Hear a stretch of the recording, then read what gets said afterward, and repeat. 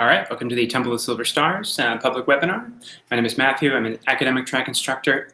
Excuse me. Our air quality is still really bad here with the fire, so apologies in advance if I'm coughing and sniffling and stuff. Right, so this will be the fifth out of our 6 classes in our Garments of the Infinite series, where we've been looking at the Sephiroth. So in the previous classes, we've built up a lot of the core structures and principles. In the first 2 classes, we looked at some of the core traditions that found the idea of the Sephiroth. They're the Jewish origins, the names, the divine names, and we looked at numbers and numerological symbolism. And then the last 2 classes, both of the classes in September, we really looked at the structure of the tree and the attributions of the tree. So now with all that built up, we can add correspondences. And at the same time as adding correspondences, I really want to do a real kind of tour through the Sephiroth to give you a better sense of what they're actually like.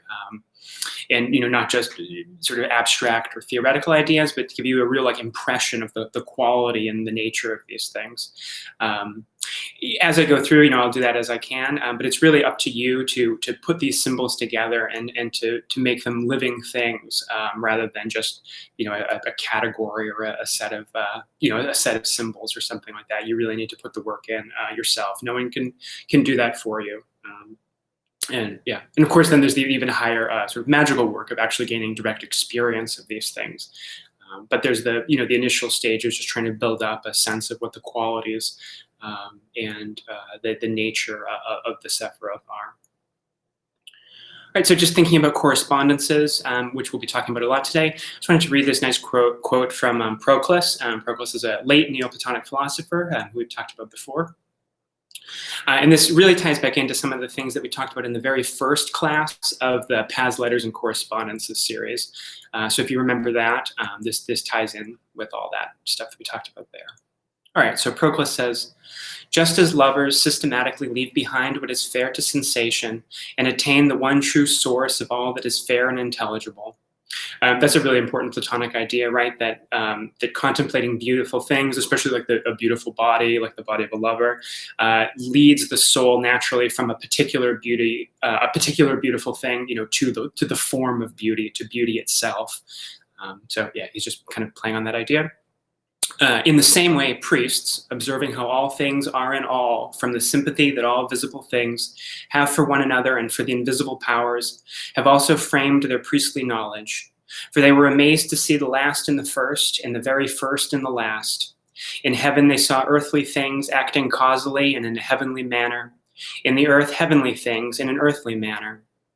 Why do heliotropes move together with the sun, selenotropes with the moon, moving around to the extent of their ability with the luminaries of the cosmos? All things pray according to their own order and sing hymns, either intellectually or rationally or naturally or sensibly, to heads of entire chains. And since the heliotrope is also moved toward that which it readily opens, if anyone hears it striking the air as it moves about, he perceives in the sound that it offers to the king the kind of hymn that a plant can sing. In the earth, then, it is possible to see suns and moons terrestrially, but in heaven one can also see celestially all the heavenly plants and stones and animals living intellectually. So by observing such things and connecting them to the appropriate heavenly beings, the ancient wise men brought divine powers into the region of mortals, attracting them through likeness. So again, we'll be looking at a lot of correspondences today, and then I just want to bring up some of that philosophical grounding on how correspondences work. And especially this idea that what Proclus in this translation is with the heads of entire chains. That's the idea of the henads, which we talked about a little bit in the second class. This is like the participated one, where you have an unparticipated one that's just an absolute transcendent unity, and then a series of participated ones who in Proclus really correspond to the different pagan gods. And each one of those serves as the head of a chain, and then you have a descending chain of different spirits, powers, and then planets, stars, and then on Earth, plants, stones, animals, and other things. So in a way, we could think of the Sephiroth as being like the henads in a way, like a series of things that head each their own chain that descends down from the divine realm of Atziluth down through the worlds into Asaya, the material world. All right, and I also just wanted to show you, this is from the 1650 edition of James Freke's translation of Heinrich Cornelius Agrippa's 3 books of occult philosophy. And this is his tables for the scale of the number 10. So I just wanted to show you that the thing that we're engaged with today of doing attributions to the Sephiroth, this goes back at least to the 1530s or earlier. With Agrippa, and you can see a lot of the same correspondences that we'll seem to see today. You see the 10 names of God along the top here, from Eheye corresponding with Kether.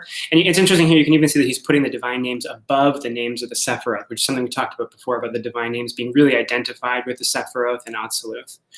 And so you can see he's got, the divine names of the 10 Sephiroth, and the names of the 10 Sephiroth, then 2 different orders of, you got archangels, 2 different orders of choirs of angels. There's a couple of different traditions for the different choirs of angels. We won't get into that today. We'll just see one, but just be aware that there are some variations in that coming out of, one tradition comes out of like Pseudo-Dionysus the Areopagite, and then there's another tradition as well, and some other variations. Then you also see in the celestial world, and you see what we'll call today the heavens of Messiah. In the elementary world, you have some animals. These don't correspond exactly, or don't match exactly our attributions, but similar sort of ideas. The 10 parts of the body, and then in the infernal world as well. So that's similar to the Qabalistic ideas that we were talking about a little bit last week. And one thing, I don't know if I mentioned this, when we were talking about the Qliphoth last week, the Qliphoth also really get identified with like the demons of the Goetia. And so they form that important role too of giving the demons like a place to be categorized. But we're not gonna get into that today. All right, so let's just jump right into it. So we're gonna go through all 10 Sephiroth, as well as a couple of bonus things that aren't quite Sephiroth, but as we'll see. And I decided to do it in ascending order, just to switch things up a little bit and to go from the bottom up to the top. So I've got a ton of slides here, so I'm going to try to go real quick through them. We'll see how that goes. If we're going to go way over, it's possible I could save like the last few for next class. But all right, so this is Malkuth, and arranged around the circle there, you see some of the divine names of Malkuth, which we will talk about in a moment. All right, so this is mostly just summary of what we've seen before. Malkuth is the kingdom or kingship. The titles include the gate, or the gates of death, gates of the shadow of death, gate of tears, gate of justice, gates of prayer, gate of the daughter of mighty ones, or gate of the Garden of Eden. So this idea of a gate is really strongly associated with Malkuth. There's some interesting gematria around the word gate as well that you can look into. Sums to 671, which is an important number. All right, and then on the tree, it's on the middle pillar at the very bottom of the tree. So that's the 7th lowest plane. And we'll talk about the triads of the other Sephiroth, but Malkuth is below all triads. Malkuth is often talked about as a pendant to the rest of the tree. It corresponds to the element of earth. And then in the cosmology, like looking at the entire the universe arranged, the spheres, the planets and all that attributed to the Sephiroth that we talked about in the last 2 classes. Then it's the world of the 4 elements or the sublunar world. So all 4 elements can be attributed to Malkuth in a cosmological sense, but when we're just doing elements to the Sephiroth, then it's Earth specifically. It's the He final of Tetragrammaton, which we've talked about previously. And we also talked about the parts of theme last week. And so again, this is the woman, the queen, the daughter, the bride, the virgin, the inferior mother, the Shekinah. And Shekinah, again, is the presence of God on earth, considered as feminine. All right, and then for the parts of the soul, this is either the guf or the nefesh. And we talked about how that there's a little bit of variability there that we talked about last week. And in the body, again, as we talked about last week, it's either the feet or the whole body. So starting at the bottom. All right, and then virtue. This is one thing that we didn't talk about, but I'll have virtue for each Sephira. And this one is skepticism. It's also associated with the idea of the anima mundi, the soul of the world or the soul of the cosmos. And I really associate the idea of the anima mundi with the Shekinah, as the ensouled, the thing that ensouls the world, that unifies the entire created existence. All right, and then for our 10th path, I'm just going to give Westcott's translations only today. You have the 10th path is the resplendent intelligence, because it is exalted above every head and sits on the throne of Binah, the intelligence spoken of in the 3rd path. It illuminates the splendor of all the lights and causes an influence to emanate from the prince of the countenances. All right, and so here's our hierarchy of divine names. We have the divine name of Malkuth, which we've seen before, Adonai Melech, which means something like my Lord the King. Right? And then we have the archangel Sandalphon. There's a lot of different claims about what exactly Sandalphon means, so you can look into that. I don't know of any truly definitive arguments there. The angelic choir that we're using for Malkuth is the Eshim, the flames. And then finally, the heaven of the Yesaya is an interesting name here, is Cholem Yesodoth, which corresponds to the sphere of the elements. It's often translated as breaker of the foundations. So I couldn't find why Cholem would mean breaker. It often means dream or to dream. So that's an interesting one to look into. But we'll just keep moving on here. All right, and then we'll do Egyptian deities for all of the Sephiroth as well, because those are the ones that have the most practical function, for like the assumption of God forms. So we have Osiris, who's also called Asar, and we see him there wearing the characteristic. Is that the Atef crown? Yeah, wearing his characteristic crown there. With the green skin, referring to fertility, and also carrying the crook and the flail, the symbols of kingship, which we'll talk about. And part of the reason that Osiris is here is because he becomes the lord of the dead in the underworld, and the underworld can be associated with Malkuth. We also have Geb, who's more specifically the god of the earth, who's usually paired with Nuit. And interestingly, he's usually just portrayed as a man, but occasionally he's portrayed as having a serpent head, which I thought was really interesting when we think of Nuit and Hadit, who's often portrayed as a serpent. Interesting to think of Nuit here again paired with a serpentine god. All right, and for some mathematical correspondences, now that it's the 10th Sephiroth, so it corresponds with the number 10 in the Decad. Its mystic number is 55, which is the sum of 1 to 10. And we also have the Tetractys that we've been talking about in previous weeks. And we also have the double cube altar, a traditional design for an altar made of 2 cubes stacked on top of each other. Not literally, I mean, it's the dimensions of 2 cubes stacked on top of each other. This is a particular one made by Cecil Williamson and Steffi Grant on Crowley's design, but there are many other designs as well. And the reason it's attributed here is that it has 10 square faces, right? Each rectangular side is like 2 squares, so that's 8, and then the top and bottom make 10. All right, for the magical image of Malkuth, we have a young woman crowned and veiled. For the magical weapon, we have the magical circle and triangle, and there you have a traditional Solomonic circle and triangle there in the image. And for the mystical state associated with Malkuth, we have the vision of the holy guardian angel or of Adonai. Now, this is not the knowledge and conversation of the holy guardian angel, but just the vision of the holy guardian angel. Now, what this is exactly is something that is very personal, and people who are members of AA or something like that can talk to their superiors about this. So there's not a whole lot that we can really say about it here, but that is the mystical state attributed to Malkuth, is the vision of Adonai. All right, and then for our color scales and our king scale, Malkuth is yellow. Now I don't know if it's exactly the same, but the king scale colors for the Sephiroth at least originate in the Jewish tradition and in the Zohar, though there may be some change. I didn't check that exactly. Crowley talks about the yellow here being like the yellow of the sun, but having become material because Malkuth is like the materialization of solar energy, and of course on Earth, all life and all energy on Earth, and even all matter, it comes from the sun and is essentially solar in nature, though hardened and crystallized to the point that we can have life. All right, and then in the queen scale, we have 4 colors: citrine, olive, russet, and black. And we will talk about those on the next slide. Then in the prince scale, the prince or emperor scale is always a combination of the king and queen scale. So we've taken the yellow, which is close to gold, and added that to the 4 queen scale colors as flecking. And then finally in the princess or empress scale, we have black rayed with yellow.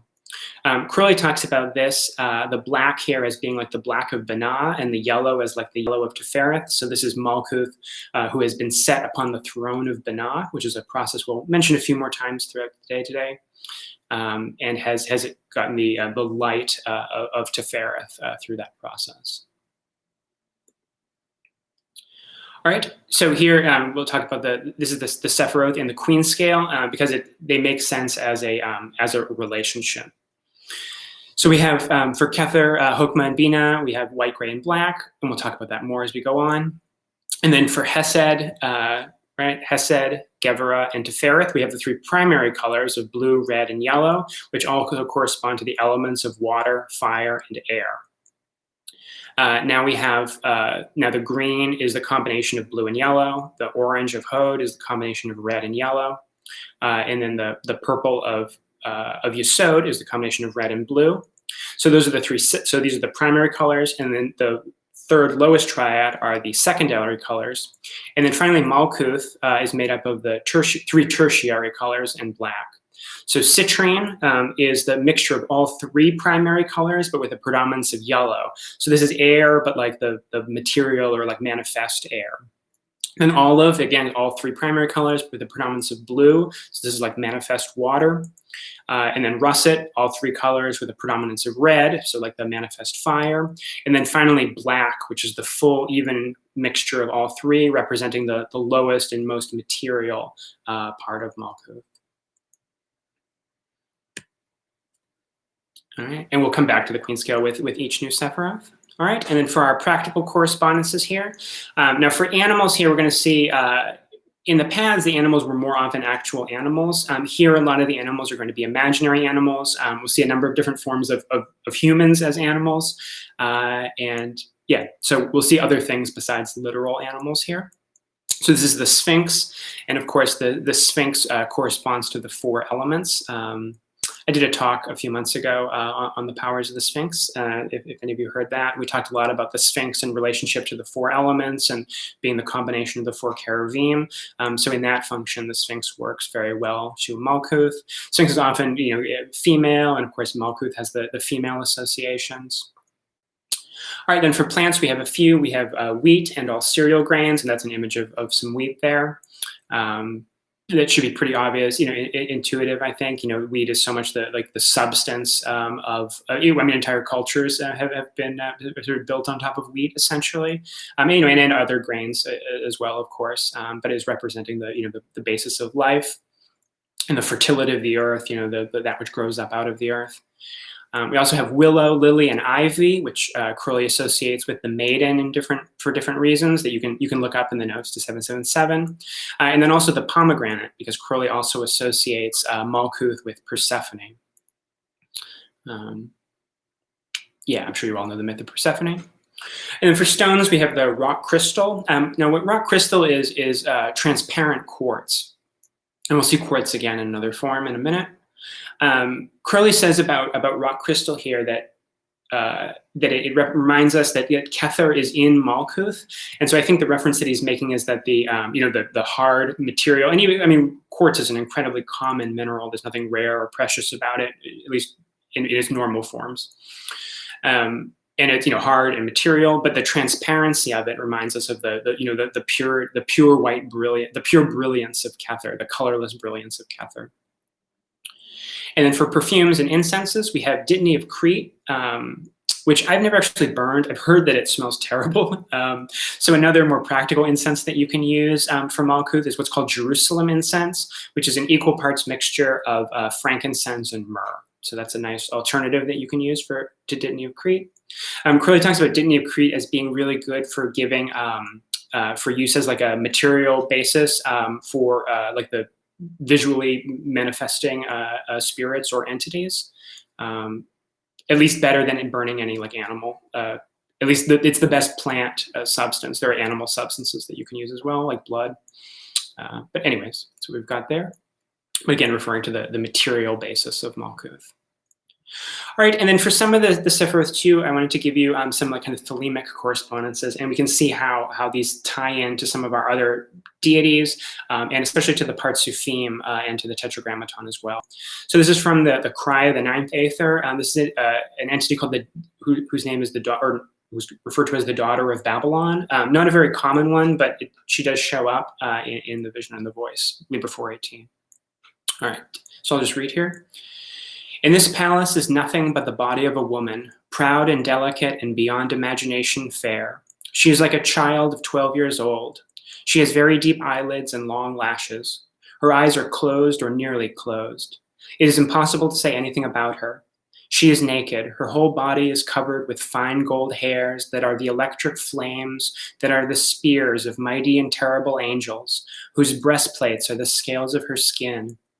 And the hair of her head that flows down to her feet is the very light of God himself. And then I skipped over some stuff here. And then it goes on. And the ring of the horizon above her is a company of glorious archangels with joined hands that stand and sing, "This is the daughter of Babylon the beautiful, that she hath borne unto the Father of all, and unto all hath she borne her. This is the daughter of the King. This is the Virgin of eternity. This is she that the Holy One hath wrested from the giant time, and the prize of them that have overcome space. This is she that is set upon the throne of understanding.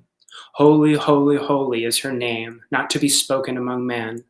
For Kor they have called her, and Malkuth, and Betula, and Persephone." All right, so that was a brief glimpse of Malkuth. So you could kind of synthesize all those different correspondences, whatever kind of impression or overall sense that gives to you. That's at least the basis of an understanding of the actual nature of Malkuth and what Malkuth is and represents. All right, and now I'll move on to the next Sephiroth, Yesod. All right, so Yesod is the foundation.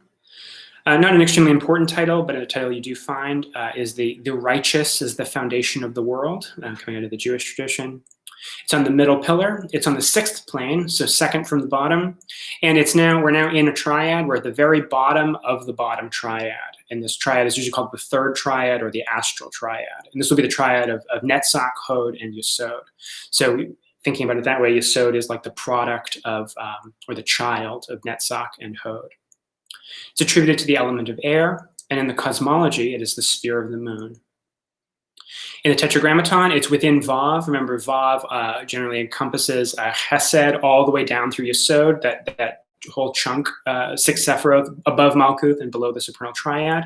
And so Yesod is the lowest part of that. So again, I was saying microprosopis. I think it's actually microprosopis is the better pronunciation. So within microprosopis, who again encompasses Chesed down through Yesod. Microprosopis is the lesser countenance that we talked about last class. And also the sun, right? Like Hephina was the daughter, Vav or microprosopis is the sun.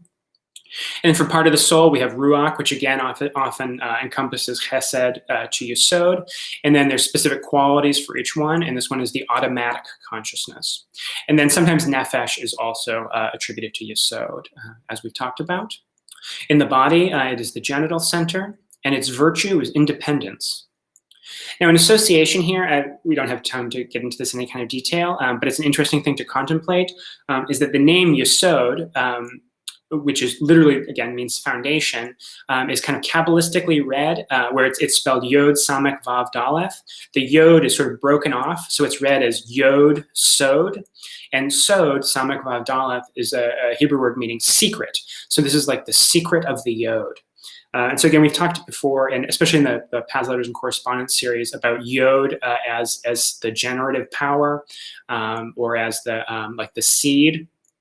Now, again, we've also talked, I don't want to get too far off on this, but we've also talked about the idea that the seed is usually associated with like the male semen, but there's sort of a false analogy there. A seed, like the seed of a plant planted in the earth, is not like semen being deposited in the womb, because seed is actually a fertilized embryo and not just the male gamete. So it's sort of worth thinking about that. I think that we may want to think about the seed as like a fertilized embryo rather than just the male sperm.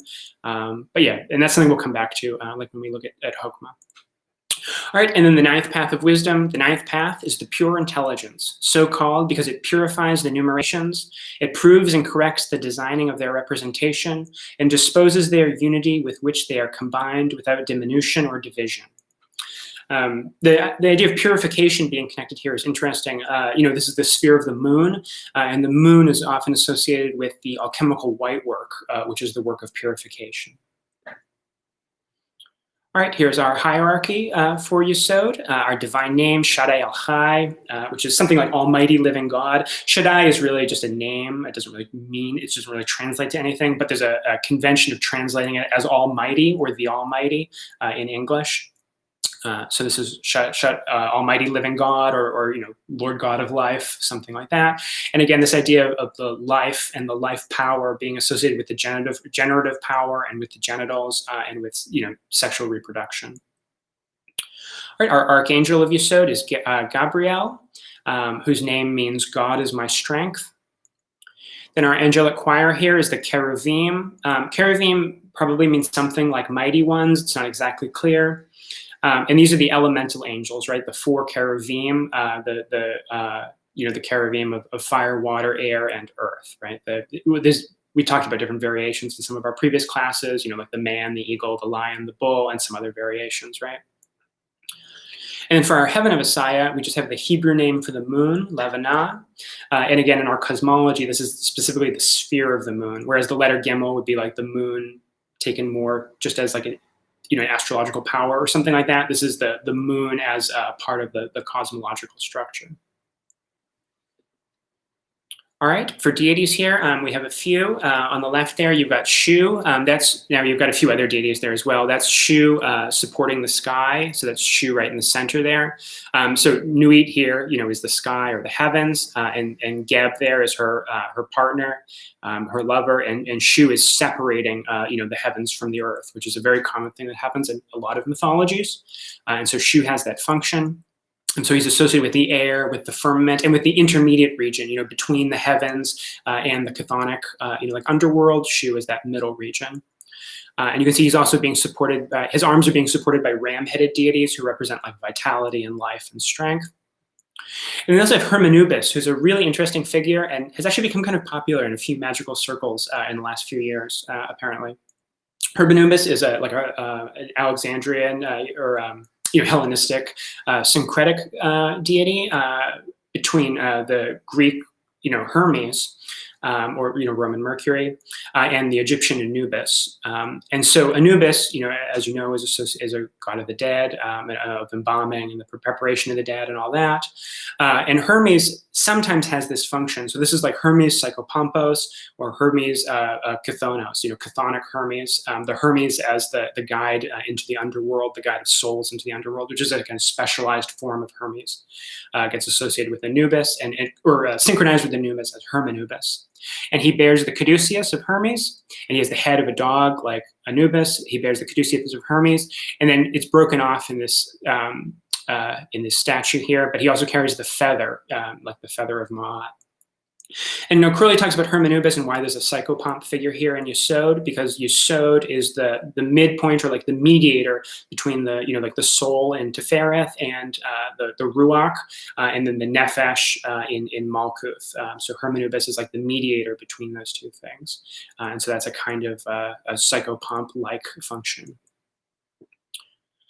All right, here are some of our mathematical associations for Yesod. So Yesod is Sepher number 9, and so its mystic number is 45, which is the sum of 1 to 9. Corresponds with the Ennead that we talked about in the second class. And now for the other spheres here, you can do a magic square of 10 by 10, but it's not especially important for the symbolism or anything. But now the magic square of 9 by 9 is associated with the moon.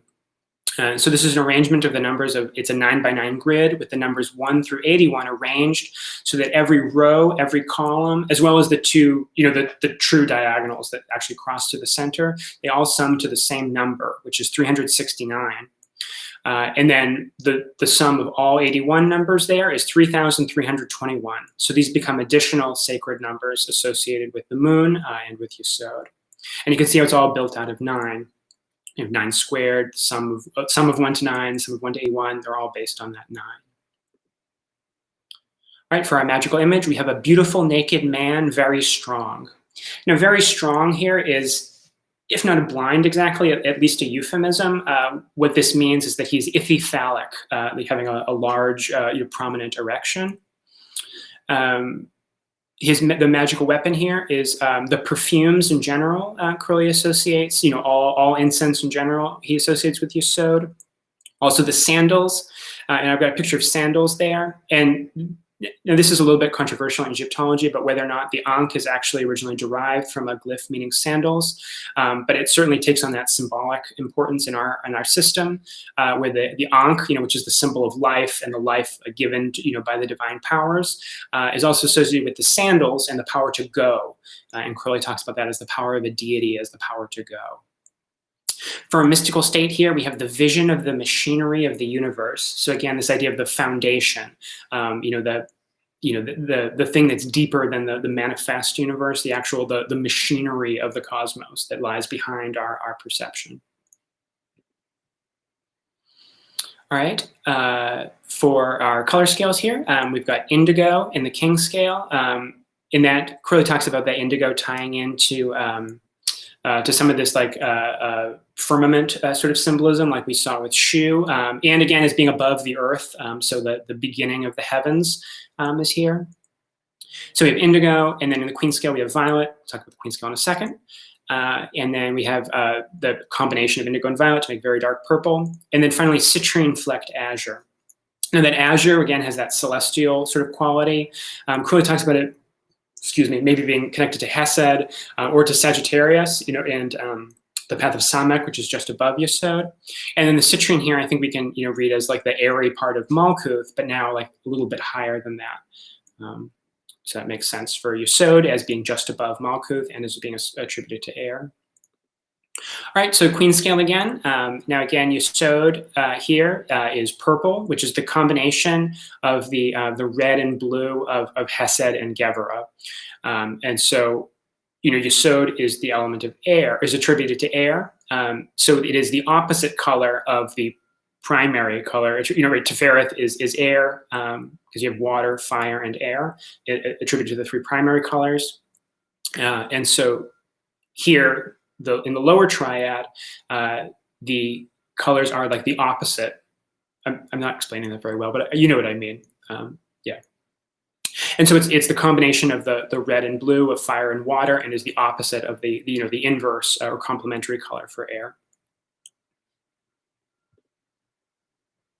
All right, for animals, here we have the elephant, meaning both the stable foundation, and we see the tortoise here as well. And this is referring to, like Indian mythology about the world being supported on an elephant who sits on the back of a tortoise. And so having a kind of Atlas-like function of supporting the world.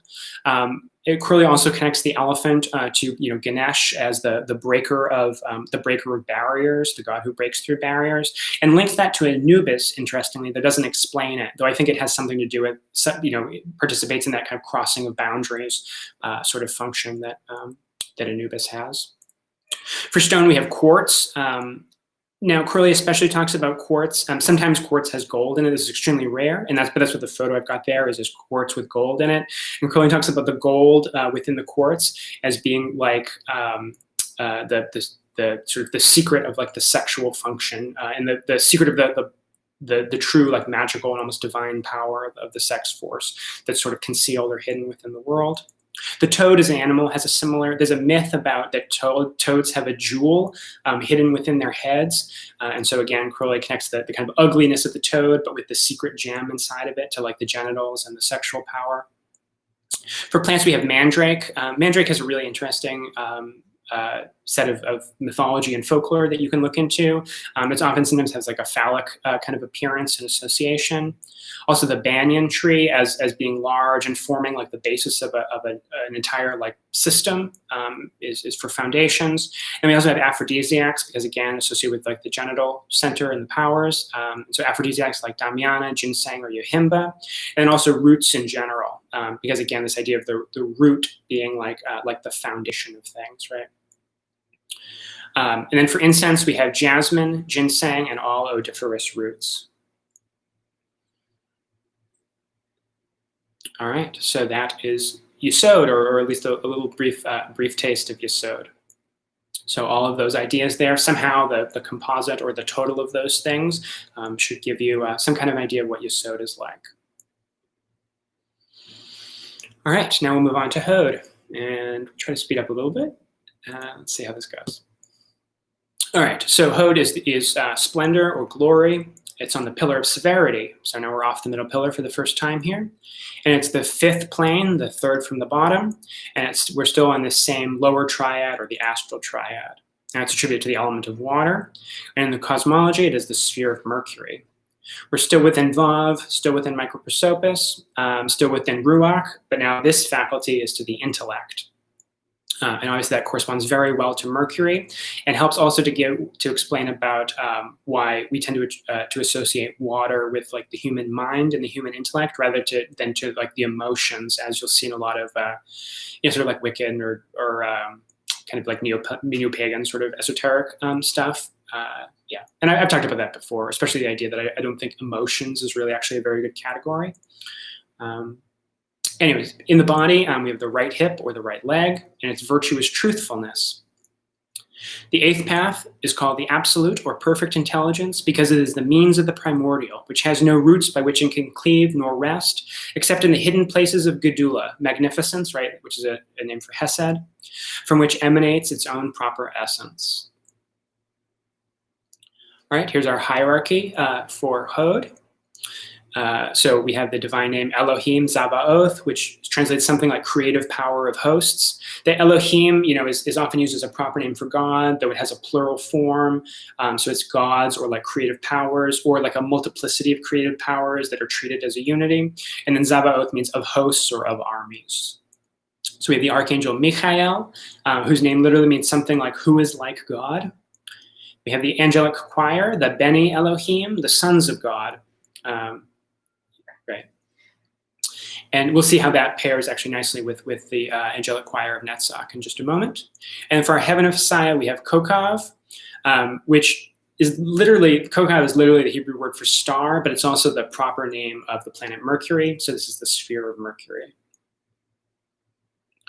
All right, for Egyptian deities here, we have Thoth, or Tahuti, but more in his function as a scribe or messenger, as the creator of language and all that, rather than as a creator god. So if you're a little more familiar with Egyptian cosmology, not so much like the Thoth that was worshipped at like Hermopolis, where he was worshipped as a creator god, but more like in like the like Heliopolitan cosmology, where Thoth is just sort of one god among others and acts as the scribe and a bit of a messenger, the inventor of language, but isn't like the creator of things. That version of Thoth is more appropriate to Hod. He's often portrayed as a baboon, and there's an image of a large baboon there from his temple at Hermopolis. And we also have Anubis translated here as well, which is a little bit odd, though you can see how, Mercury, Hermes as psychopomp, and Anubis also has some of that psychopomp sort of function. Though that correspondence feels a little bit odd to me. Anyways, there you go. All right, so the number here is 8. This is Sepher number 8. And so our mystic number is 36, the sum of 1 to 8. And this corresponds with the Ogdoad, as we talked about a few classes ago. All right, now we have the magic square of Mercury there, which is an 8 by 8 grid. So the main numbers that come out of here, of course, are the 8, 64, right? There's 64 squares here, and the numbers 1 through 64 are arranged. Now each row or column, I didn't write column, I just wrote row there, but each row or column or diagonal sums to 260, and then the entire sum is 2080. So all sacred numbers associated with Mercury and with Yesod. Or Mercury and Hod, sorry. All right, for our magical image, we have a hermaphrodite. Again, Mercury, especially the planet Mercury, like in traditional astrology, is often considered as hermaphroditic and as neither male nor female. So we have some of that going on here. Our magical weapon, we have the names and versicles, and then also the apron. The names and versicles are very interesting. These are like divine names, and then also like versicles meaning like quotations from traditionally often like biblical verses, though it could be from other sacred texts as well. And Crowley talks about these names or versicles as being like the unpacking of the logos, which is really interesting. Like the logos, the divine creative word. And Crowley talks about how the logos, as we'll see, is associated with Chokmah, which is Sepher number 2, and this is Sepher number 8. And 8 is 2 to the 3rd power. So it's like that, the 2 of the logos unpacking itself into like 3 dimensions as the names and versicles in Sepher 8. that was really cool. And for the mystical state, we have the vision of splendor. And of course, Hod is splendor. So this is the vision of the nature of the Sephiroth. All right, for our color scales, we have violet purple in the king scale, orange in the queen scale, red russet in the prince scale, and then yellowish brown flecked with white in the princess scale. I don't have too much to say about any of those, but interestingly, the yellowish brown flecked with white, Crowley says that this refers to like a mystery of Hod that can't be stated plainly. So Crowley at least felt that there was some great mystery in yellowish brown flecked with white. Interesting thing to contemplate. All right, so here's Hod here, colored orange. And we can see that the orange of it is the mixture of the red and yellow of Geburah and Tiphareth. And as attributed to water, in the lower triad, it is the complementary color to Chesed, who is water in the middle triad. All right, for plants, we have Moly. Now, Moly this is here from the Odyssey. Hermes gives Moly to Odysseus so that he can free himself from Circe's illusion. So that's why it's associated with Hermes. So here's the description from the Odyssey. He says, "The root was black, while the flower was as white as milk. The gods call it Moly, dangerous for a mortal man to pluck from the soil, but not for the deathless gods. All lies within their power." And so no one knows for sure what plant it was that Homer was referring to. There is another plant that's now called Moly, though that's not the same plant that was referred to in the Odyssey, but it's the plant from the Odyssey that really corresponds. We also have, Crowley gives the Latin name, but we also have peyote. And Crowley says that peyote corresponds to Hod because Mercury is often associated with like a varied colors, and we see that in the opal there as displaying a whole kind of mixture of colors or a whole sort of rainbow of colors. And so Crowley says that peyote and the visions induced by peyote have a similar kind of multicolored property, which if you've ever experienced this or anything like it, you'll know what he's talking about there. For incense or perfume, we have storax. As I talked about in one of the previous classes, storax here is often associated with as more of like an earthy perfume, but here it's associated to mercury because other incenses storax can be used as a medium for other incenses, and so as that medium, it's like a messenger, and so it's like Hermes. And for the animal here, we have jackal. Now this is coming through the Anubis association here. Also hermaphrodite. And we'll see if it seems weird to attribute a person to the animals here. We'll see other human persons as well as we go on. And again, the fire opal as being multicolored, which is a common thing that Mercury is said to, that Mercury is said to be. All right, so that is Hod. Now we'll jump to the other side of the tree and look at Netzach. All right, so this is victory or endurance. On the pillar of mercy, so now we've jumped from the pillar of severity to the pillar of mercy. Same plane as Hod, and we're now at the highest Sephirah on the lower triad, attributed to the element of fire and the sphere of Venus. Again, we're still within Vav, still within Microprosopis, still within Ruach, and now the specific function of Ruach here is desire. And you think of desire as being associated with Venus, of course, makes a lot of sense. But we also tend to associate desire with the powers of fire, as well as things like like will, love, not true will, but more like will in the common sense. All those are sort of fiery things. In the body, we have the left hip or left leg. And then for our virtue, we have unselfishness, which makes a lot of sense for Venus. Like the planetary Venus is very concerned with, with fairness and generosity and sharing and things like that. And then let's see, the seventh path is the occult intelligence, because it is the refulgent splendor of all the intellectual virtues which are perceived by the eyes of intellect and by the contemplation of faith. All right, so here's our hierarchy for Netzach or victory. So for our divine name, we have Yod-He-Vav-He Zavaoth, which is a tetragrammaton of hosts. And you notice that both Hod and Netzach have the Zavaoth in them, and because they're so much a matched pair. The archangel here is Hanael, which means something like joy of God. The angelic choir is the Elohim, and we just saw the Beni Elohim, like the sons of God. And now this is just the Elohim, it literally means gods, but I'm translating here as creative powers. And then for the heaven of Messiah, we have the Hebrew name for Venus, which is Noga, and of course the sphere of Venus. Noga is also an extremely interesting word that is worth looking into, but we don't have time to go through into it here. All right, for our deities here, our main deity is going to be Hathor or Ahathor. And you see a few different images of her there. She's sometimes portrayed as a cow or as having the head of a cow. And you can see in that central image there, you can see the queen Hatshepsut suckling from Hathor. And that was something that the different kings and queens were often shown as, usually as children, being like suckled by Hathor, being nourished by her. Yeah, she plays a lot of different roles at different times in Egyptian cosmology, though she's very often the goddess of beauty and of love and of pleasure, of motherhood, of sexuality. So very appropriate to Venus. She's often depicted, with the solar disk and that kind of horned crown there above her head. Though Isis is sometimes also attributed with it has the same crown on her head, so it can be a little bit confusing.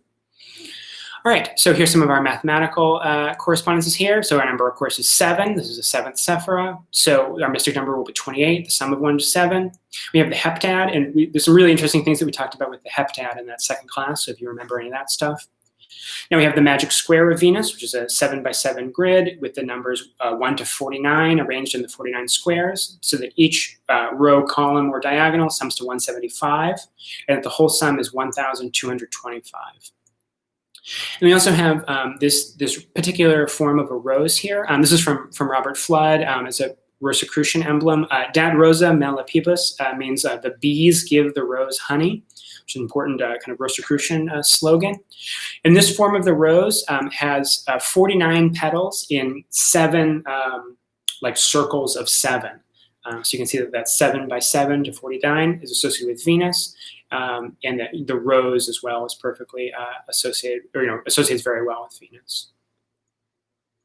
All right, for our magical image, we have a beautiful naked woman. And we can see we had a beautiful naked woman for Netzach, and then we had the iphyphallic man for Yesod, and then in Hod we had a hermaphrodite. So we kind of have like male, female, and then their mixture, or they're between, or they're beyond, or however you want to think about it. So it's a nice way that the magical images fit into the lower triad there.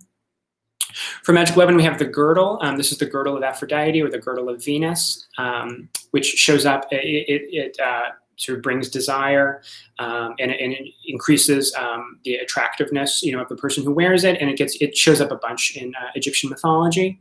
And so this is Juno here, and you can see that that's Juno on the left. There's the peacock, or Juno, I guess is a better pronunciation. That's the peacock, her sacred animal, and there you can see the doves, the sacred animal of Venus, or of Aphrodite. For our mystical state, we have the vision of beauty triumphant. So triumph obviously is Netzach, and then beauty is an association with with Netzach and with Venus. All right, for our color scale, we have the amber at the king scale. Crowley talks about this as a very what's the word I'm looking for? Symbolizing like the life, energy, vitality. For emerald, we have emerald in the queen scale, or green, of course, but emerald the color is especially associated with Venus. And in the prince scale, we have bright yellow green, sort of a combination of amber and emerald. And then finally, we have olive flecked gold. Now that flecking of gold, Crowley talks about olive, of course, is like the watery part of Malkuth. So that's interesting that Netzach is connected to Malkuth by the path of Koth. And then the flecking of gold there is like Netzach receiving the gold of Tiphareth. And again, in the queen scale, this is the last of our secondary colors here. So the green, is a combination of yellow and blue, and is also the inverse color of the higher fire of Geburah there, right? So you see that pattern?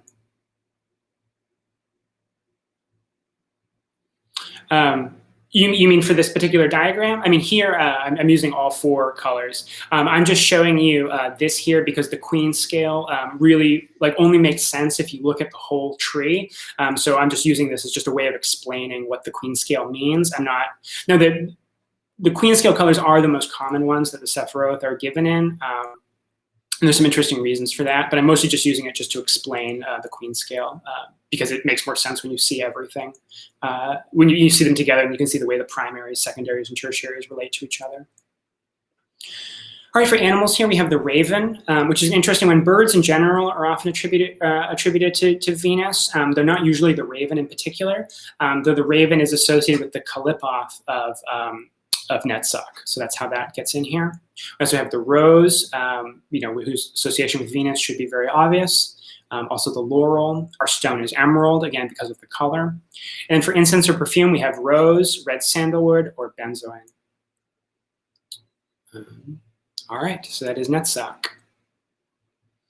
Now we'll move on to Tiphareth. All right, so this is beauty or harmony. And so the alternative name of Tiphareth is Rahamim, compassion. We're on the middle pillar now again. We're on the fourth plane, and we're right in the middle of the tree. And now we're at the bottom of the middle triad, which is sometimes called the ethical or moral triad. Our element here is air, or as we talked about either in the last class or the class before that, how it can function as spirit in relation to the lower four Sephiroth. In the cosmology, it's the sphere of the sun. This is the Vav of Tetragrammaton, and this is now the center of the Vav, or the center of Microprosopis, the center of the Ruach, and so most associated with that. So we have Microprosopis, the lesser countenance, also the sun, the man, Adam, the king, all of these associated with Tiphareth. Again, Ruach and the center of the Ruach, which is the imagination, is the faculty here. In the body, it's associated with the heart or the breast, again, for like the center and the center of the soul, the seat of the soul, all that. And for virtue, we have devotion to the great work. The sixth path is called the mediating intelligence, because in it are multiplied the influxes of the emanations, for it causes the influence to flow into all the reservoirs of the blessings, with which these themselves are united. All right, so here is our hierarchy for Tiphareth. Our divine name is Yod-He-Vav-He Eloah V'Da'ath, which, as we talked about in previous classes, can be abbreviated to ELO. And this is something like Tetragrammaton, God of knowledge. Eloah V'Da'ath is God of knowledge. Our archangel here is Raphael, which means something like God has healed. It's sometimes also given as like healer of God, though meaning like a healer who belongs to God, not someone who heals God. All right, for our angelic choir, we have the Melachim. And you'll recognize Melech, Mem Lamed Kaf, from some of our previous classes, and so this is just plural kings. And for our heaven of Messiah, we have Shemesh, which is the name of the sun, and so here's the sphere of the sun. Shemesh is also a Semitic, kind of Semitic Babylonian solar deity, and Hebrew preserved his name as just the word for the sun. Though obviously no longer a deity by the time that they're monotheistic. All right, so our main deity here is Ra, whose modern name is Re, and there you see a couple of different Re is often just depicted as the sun disk alone. Here, the sun disk is in the in the solar bark, and being raised out of the primordial waters by noon there, and being born by, this is the solar disk here, being born by Kephrah. There's some other really interesting stuff going on in this image too, but no time for it. And then there's another image of Ra as a falcon god. We also have Asar, Asar is really just another name for Osiris, but in the Golden Dawn tradition, the name Asar comes to be very particularly associated with the idea of like the self and the individual person. That association of the self or the individual with Osiris doesn't make as much sense for like the Thelemic tradition, but you should be aware of it there. And that when they say Asar and Osiris, they mean slightly different things, even though it's really two names for the same god. And then also Harpocrates, who's a form of Horus, and we'll see again, but especially as a child, is associated with Tiphareth, and we'll see children associated with Tiphareth. All right, so our number is 6, and our mystic number is 21, the sum of 1 to 6.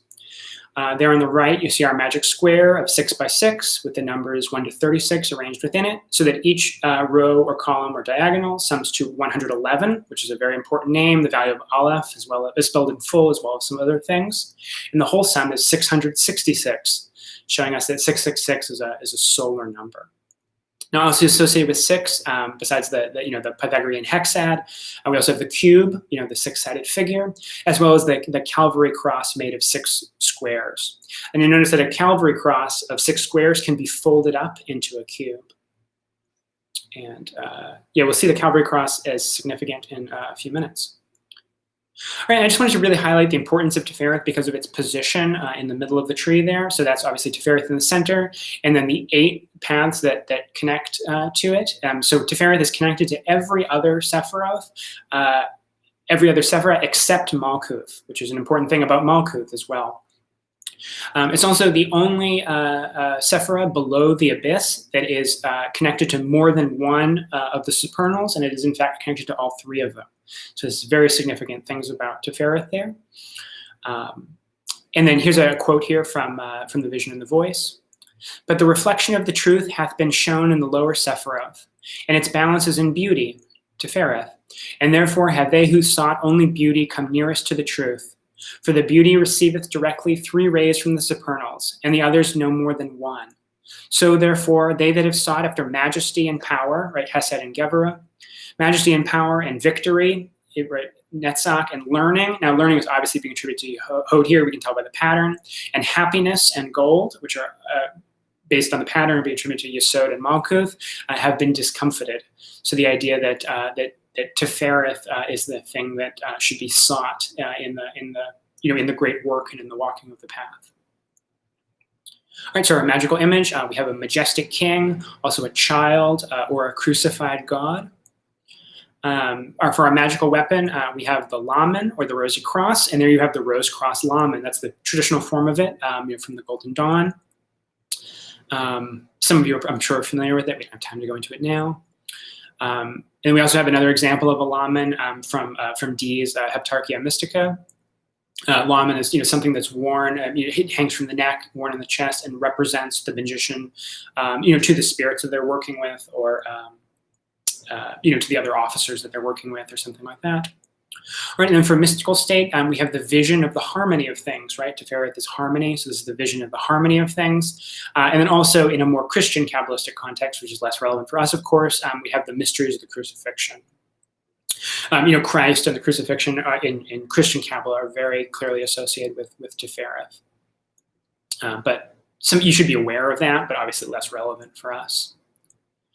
All right, for the king scale, we have the clear pink rose of dawn, right? This is like the rising sun. And then we have the yellow or gold in the queen scale, and then their combination making like a rich salmon. And then finally a gold amber for the princess scale. Nice color palette there. Okay, so now, again, with the queen scale, we're now in the middle triad of the primary colors. So this is the primary color yellow, which is associated with air. And you can also see that it's the product of fire and water. All right, for plants, we have oak, also the acacia, the bay or laurel, vine, gorse, or ash. Acacia is associated with some Masonic mysteries of resurrection. Let's see, laurel is attributed laurel is sacred to Apollo. The vine is sacred to Dionysus, all gods that are associated with Tiphareth. For stones, we have the topaz, because of its gold color. At least sometimes, not all topaz is that color, but that sort of golden colored topaz, and also the yellow diamond. And the diamond, as we'll see, is a stone attributed to Kether. And so this idea of the yellow diamond is like the Kether reflected down into the middle of the tree. Then for our animal here, we have the phoenix, who is reborn by fire. So it encompasses some of that kind of crucifixion type symbolism, but without being Christian or having all the kind of suffering. It's simply the phoenix as a legendary bird who is immortal but is renewed, who bursts into flames and is reduced to ash, and then is born again out of his own ashes. So immortal, but in a cyclic sort of death and rebirth way.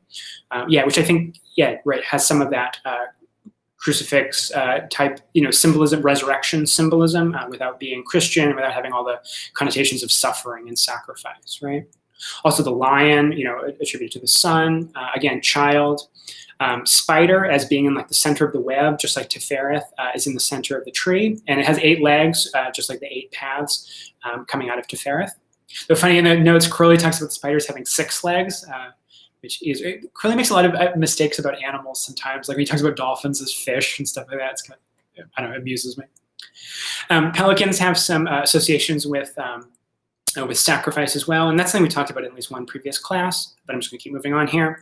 And for incense or perfume, Crowley lists olibanum, which is just another name for frankincense, which is more commonly known as today. All right, so that was Tiphareth, beauty. Now we'll move on to Geburah. Geburah is, ow, hey, sorry, I've got a cat harassing me from behind. Get out of here. All right, so Geburah is strength or power. Alternative names include justice, or judgment or rigor, and then also fear, pachad, right?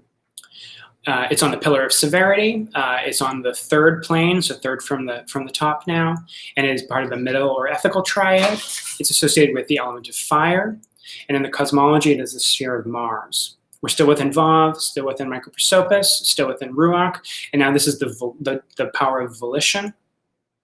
For the body, we have the right shoulder and arm, and its virtue is energy. The 5th path is called the radical intelligence because it resembles the unity, uniting itself to the,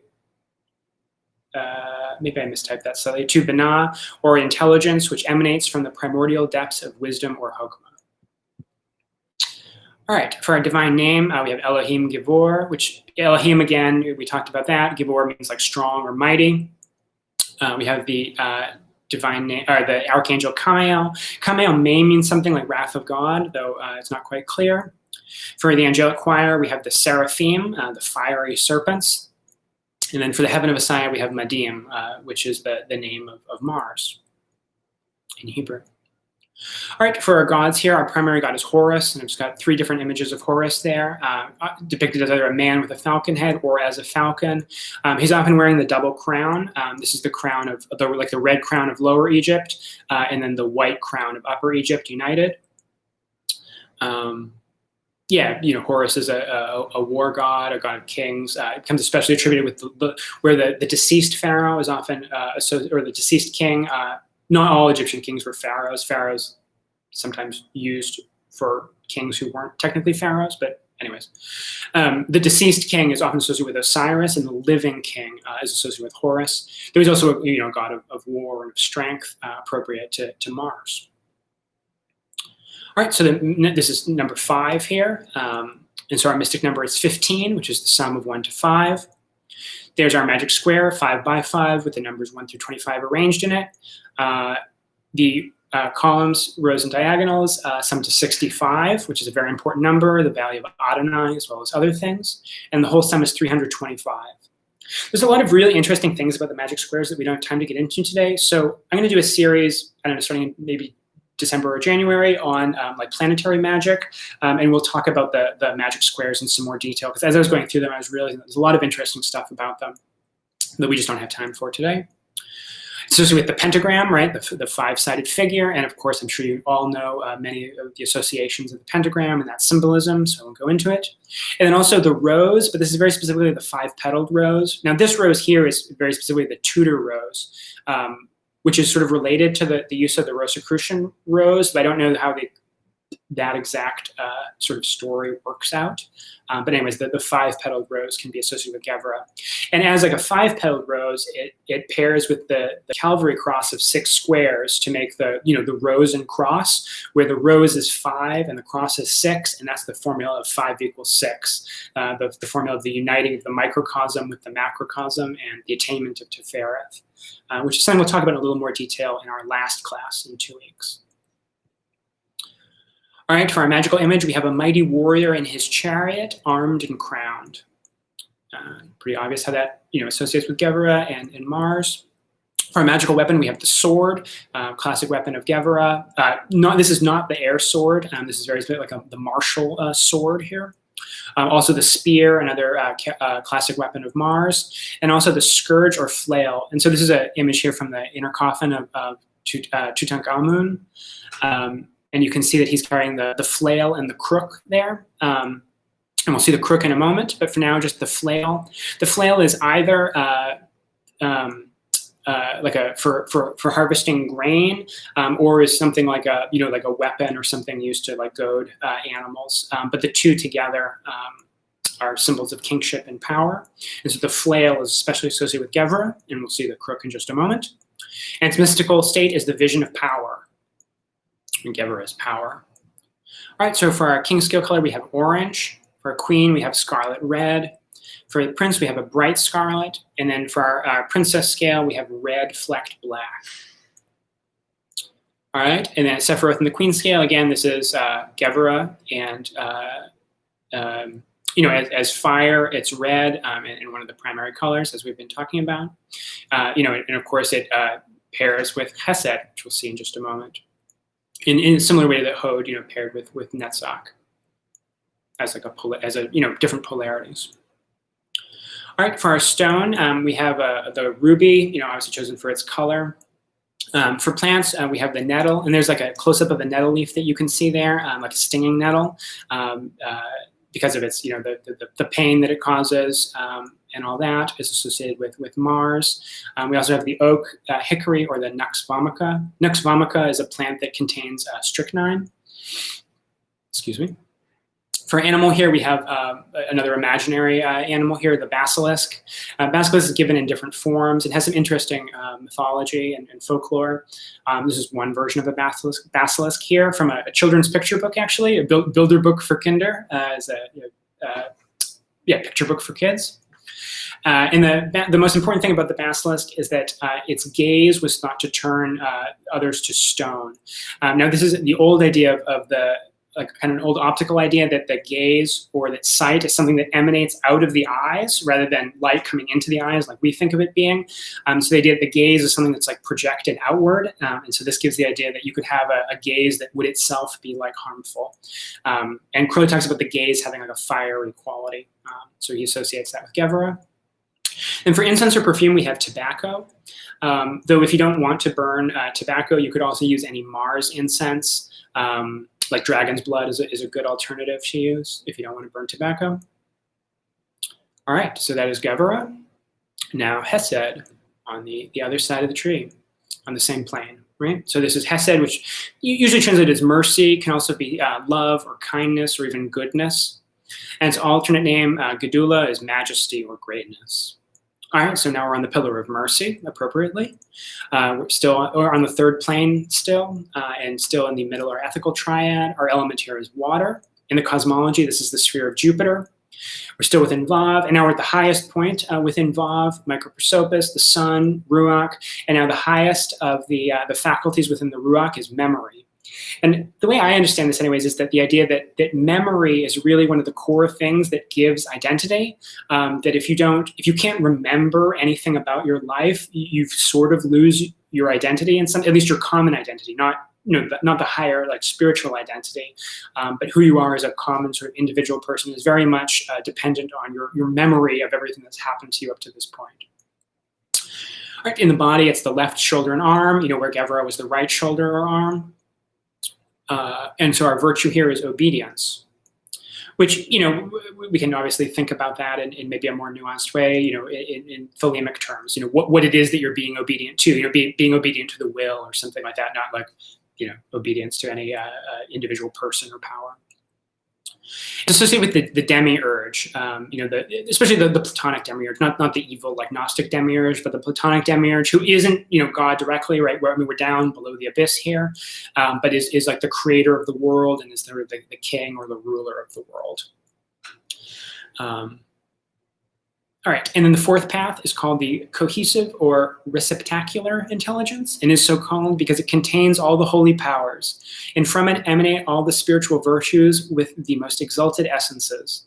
They emanate one from the other by the powers of the primordial emanation, the highest crown. All right, here's our hierarchy for mercy here. We have the divine name El, which is just a name for God in a lot of Semitic languages. Archangel here, we have Zadkiel, which means righteousness of God. In the angelic choir, we have the Chazmalim, who are the brilliant ones. And for our heaven of Messiah, we have Zedek, which is the name for Jupiter. So this is the sphere of Jupiter. I was going to write more there in the translate. This just as literally there. I was going to write, so Zadik, Zadi Daleth Yod Kof, is like a holy person in the Jewish tradition. Interestingly, in traditional Indian astrology, the planet Jupiter is called Guru, which again has that idea of like a holy person or a teacher. So the planet Jupiter is associated with priests, holy persons, teachers, prophets, wise men, all that sort of stuff. All right, then for our god here, we have Amun, who we will see again. With the O is the name you'll see more like kind of in Crowley and Golden Dawn literature, though it's obviously just two different spellings of the same name. We got 3 different images of him there. He's often, this crown that he wears, the double feather crown, sometimes with the solar disk in the middle, sometimes not. That crown is actually known as the Amun crown, and there's 2 large feathers on top of like a flat crown. The image in the middle, the gold statuette there, that originally would have had the 2 feathers on top. They've just like broken off or been lost over the years. And on the right here, we have a synthetic form of the moon that will become important in a moment. And so this is, the god here is called Amun Ra Mutef. Mutef means bull of his mother, which is a complex sort of thing from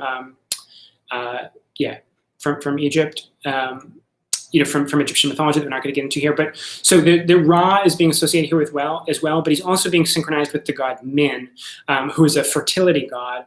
Some really interesting symbolism associated with Min, but Min is typically portrayed as mummified, so his legs are like bandaged together, and he's always iphiphalic, having a prominent erection. Usually one of his arms is raised up like that. And sometimes his other arm grasps his phallus, which is a gesture that some of you may be familiar with. He also carries the flail, the symbol of kingship. And so he gets synchronized with Amun, and that'll be relevant shortly. All right, so this is the 4th Sephirah. So our main mystic number here is 4, or our main number here is 4. Our mystic number is 10, which is the sum of 1 to 4. And of course, bringing in all that tetractys stuff that we've been talking about. Our magic square is a 4x4 grid with the numbers 1 through 16 arranged in it, so that each row, column, and diagonal sums to 34, and then the whole sum is 136. It's also associated with the cross, the equal armed cross, right? You have 4 arms coming out, so it's associated with the number 4. We also have the tetrahedron, which is the 4-sided figure, and also plays an important role in some of that like Pythagorean cosmology, as we talked about in the 2nd class. And also the pyramid, which has a square base and 4 sides rising up out of that base. All right, for our magical image, we have a mighty crowned and enthroned king. For our magical weapon, we have the wand, which has a phallic association. And the scepter, which is an emblem of kingship and power, and then the crook, which pairs with the flail that we saw in Geburah, right? They're crossed, onto the shoulders, which is attributed to Chesed and Geburah, and also just above the heart, which is associated with Tiphareth. So that all that works very nicely. And then our mystic state is the vision of love. For our color scales here, we have the deep violet in the king scale, the kind of color of like an ecclesiastical color of royal, blues and purples are associated with royalty because it was the most expensive, rarest of the dyes. Blue in the queen scale, as we're talking about. Then deep purple as a mixture of the deep violet and blue. And finally, gray flecked yellow. It's an interesting one, but we're just going to move on here. And so again, now this is the last of our primary colors. So this is the blue of water here for Chesed. All right, and for our animal here, we have unicorn. And so this is a detail from a painting by one of my favorite painters, Gustave Moreau. You can see a couple of unicorns there. And also the unicorn is often in mythology often associated with like young women and maidens, but there's also the unicorn's horn can have a phallic significance, and so that's where some of that the phallic significance of Amun is coming in here with the unicorn. And Crowley, like in the notes to 777, relates the unicorns very specifically to like the phallic Amun. For our plants, we have the olive because it is soft and rich, Crowley says. We also have the shamrock, like a four-leaf clover, right? Because it's lucky, and 4 obviously corresponds to Chesed, and luck makes sense for Jupiter. We also have the opium poppy. Now this is like the opium poppy as something that takes away pain and that pacifies, and that's one of the main associations with poppies and the opium, really, like especially in the 19th century. Like when Marx calls, he says, the religion is the opium of the people. He means something that like takes away pain, not just like something that deludes people or something like that, but something that makes their painful lives tolerable. And then for the stone here, we have amethyst, and that's amethyst you can see on the left, mainly chosen for its color. Also sapphire for its color, and lapis lazuli for its color as well. And lapis lazuli is a deep blue color with it's not actually gold, but what looks like gold flecked throughout it, and so it kind of refers to the night, or it has some of the symbolism of the night sky. Sometimes that's associated with Nuit too, which is higher than Chesed, but it can be associated with Chesed as well. And then for our incense or perfume, we have cedar. All right, so let's keep moving on here. We're going to go a little bit over today, but yeah, if people don't mind hanging out for like 20 minutes, we can get through it all. Well, maybe 25 minutes, we'll see.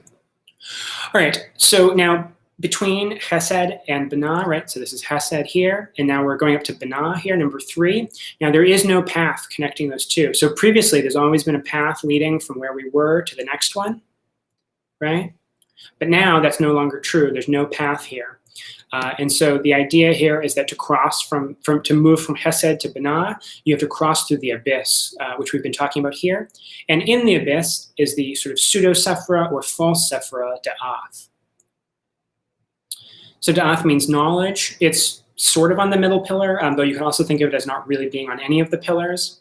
It's between the second and third plane, so between the supernal triad and the middle triad, and can sometimes stand in for the supernals, and is often, especially in the Jewish tradition, is seen as like the child or the union of Chokmah and Binah, of wisdom and understanding. In the cosmology, sometimes Saturn is given to Da'ath rather than to Binah for different reasons. In the body, it's associated with the throat, which makes sense. So the supernal triad corresponds with the head, and then below the abyss corresponds with the rest of the body. The throat and neck is that which joins the head to the body. And the importance of the throat, like in breath work and things like that, as kind of joining between the mouth and nostrils and like the torso, all of that is very relevant here. So although in the Jewish tradition this has a nice sort of positive sense of like the union or child of understanding and wisdom, in the Thelemic tradition it takes on a kind of dual, it still keeps that, but then also has some more kind of dark or unpleasant or negative sort of symbolism, though it's important to understand both and to understand that especially when Crowley's talking about the abyss and the ordeal of the abyss, this is about the actual process of moving from below the supernals to the supernals. And so Da'ath in that sense is seen as like the great obstacle, that's like in reference to a specific mystical process. We can talk about that more in our last class when we talk about like grade structures on the tree. But it's just something to be aware of, that sort of scary, frightening, dark association with Da'ath is within a particular context and not what Da'ath just sort of is in itself all of the time. Though we can also think of it not really being anything in itself all the time, since it's like a false Sephirah. So anyways, associated with falsehood, with the abyss, with this idea of the Black Brothers. The Black Brothers are like adepts who attempt to cross the abyss, but in the crossing the abyss, as we'll talk about in more detail next time, you have to give up all of the individual personality and the individual ego, but the Black Brothers are those who like hold on to a piece or a shred of their own egos and are trapped and are stuck in the abyss. And so from Liber 156, we read, "And behold, if by stealth thou keep unto thyself one thought of thine, then shalt thou be cast out into the abyss forever, and thou shalt be the lonely one, the eater of dung, the afflicted in the day of be with us." All right, and so the entity associated with the abyss is Choronzon, a demon who has its origin in the Enochian work of D. and Kelly, and then gets really picked up and elaborated as Crowley as like the demon of dispersion. So I'm just going to read a few quotes here from the Cry of the 10th Aether, which is the very famous, and most of you are probably already familiar with this. Crowley actually puts him, Neuberg is sort of the operator for the 10th Aether and in a circle, and then Crowley puts himself in the triangle and invokes Coranzon into himself, and then has to overcome Coranzon like from the inside. So this is Neuberg's, taking down both his own impressions and what Crowley's saying. So we got Coranzon hath no form, because he is the maker of all form, and so rapidly he changeth from one to the other, as he may best think fit to seduce those whom he hateth, the servants of the Most High. The servants of the Most High has a special importance. That phrase has a special importance in Enochian work. Thus taketh he the form of a beautiful woman, or of a wise and holy man, or of a serpent that writheth upon the earth ready to sting. And because he is himself, therefore he is no self, the terror of darkness, and the blindness of night, and the deafness of the adder, and the tastelessness of stale and stagnant water, and the black fire of hatred, and the udders of the cat of slime. Not one thing, but many things. Yet with all that, his torment is eternal. The sun burns him as he writhes naked upon the sands of hell, and the wind cuts him bitterly to the bone, a harsh, dry wind, so that he is sore athirst. And then later, towards the very end of the Aether, we read, for cunningly doth he talk of many things, going from subject to subject, and thus he misleadeth the wary into argument with him. And though Coranzon be easily beaten in argument, yet by disturbing the intention of him who would command him, doth he gain the victory. For Coranzon feareth of all things concentration and silence. He therefore who would command him should will in silence. Thus is he brought to obey. So hopefully that gives you a little bit of a taste of what Da'ath represents, especially in our system. And we can think of Coranzon as being the embodiment of the final thing that distinguishes like the unity from the multiplicity, that last little fragment of the lower world that has to be overcome before moving to the supernals, which we will now do. So this is Binah, the first of the supernals. So Binah is understanding, sometimes given as intelligence, but usually as understanding in our tradition. She's on the pillar of severity. We're now in the second plane, the plane just below the highest. And we're now in the supernal triad. Binah is called the root of water. So this is where all watery powers have their stem and source in Binah. In the cosmology, this is the sphere of Saturn. And there's also some secondary lunar symbolism that gets associated with Binah, where Binah is like the supernal moon. And as we'll see, Chokmah can be the supernal sun. So there's that duality between the two, but much higher than like Tiphareth or Yesod. Right, so now this is the hay of Tetragrammaton, the first hay of Tetragrammaton. And so this is the mother of the Partsufim. And we now have either the Neshama as a whole, or when Neshama is broken down into its three parts of Yechida, Chia, and Neshama, it's also the lowest of the three parts of Neshama, which is also called Neshama. In the body, it's the right side of the head, and its virtue is silence. It's associated with the cosmic womb, and we'll see how that pairs with Chokmah as we go on. And the third path is the sanctifying intelligence and is the foundation of primordial wisdom, which is called the creator of faith, and its roots are Amen, and it is the parent of faith from which doth faith emanate. All right, so here's our hierarchy of Binah. We have Yod He Vav He Elohim, like something like Tetragrammaton of creative powers or something like that. Archangel Zafkiel. I've seen a lot of different claims about what Zafkiel means, though none that seemed reliable or well documented. For our angelic choir, we have Erolim, which is the active ones, or the thrones. And thrones, the idea of the throne is very often associated with Binah. Then for our heaven of Messiah, we have Shabbatai, which is Saturn, or the sphere of Saturn. And you can see the origin of the word, like the Sabbath, right, is for Saturday, the day of Saturn. All right, so our goddess here is Isis, and we have two different images of Isis there. Now Isis, the image on the right is a Roman copy, or a Roman image, so depicted a little bit differently than the traditional Egyptian iconography. But Isis was huge. She was literally bigger than Jesus for a while, anyways. Her cult was spread all over the Roman and Hellenistic worlds. And then on the left, we have a more traditional Egyptian image of her, and she's sometimes depicted as winged. Like her sister, Nephthys, is also depicted as winged. And you can always tell Isis, or usually, sometimes Isis has the same horns and solar disk like Hathor has, but her name is the throne glyph here. Oh, and that's perfect, actually. I had never thought of that until literally just now, that the throne there is like the throne of Binah. Oh, that's great. Now, her sister Nephthys, who's often indistinguishable except for the glyph over her head, she has a similar meaning to Isis, but is often associated with like darkness and night, and so is kind of like the dark version of Isis in a sense. And then also the vulture mother goddess, Maut, is also associated with Binah.